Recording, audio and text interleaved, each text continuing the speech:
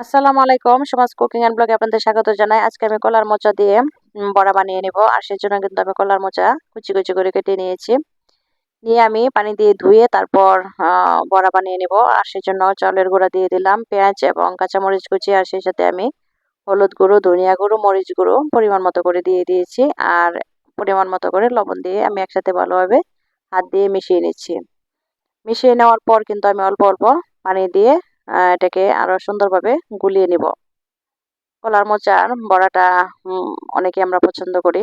আর বিশেষ করে ছোট বাচ্চারা কিন্তু এই কলার মোচাটা খেতে চায় না। এটার মধ্যে অনেক পুষ্টি আছে, ভিটামিন আছে।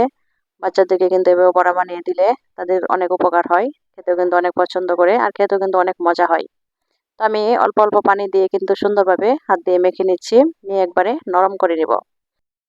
আমি আসলে হাতে মোবাইলটা রেখে ভিডিও করছি, সেজন্য কিন্তু ভিডিওটা কেমন জানি মানে ভালো হয়নি, নাড়াচাড়া করতেছে।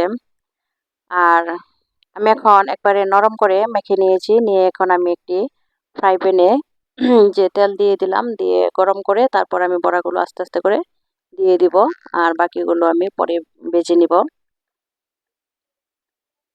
আমি বড়াগুলো আস্তে আস্তে করে দিয়ে দিচ্ছি। আর এই পর্যায়ে কিন্তু চুলার আগুনটা লো হিটে করে রেখেছি, না হলে কিন্তু তেল ছিটকে আবার শরীরে এসে পড়বে।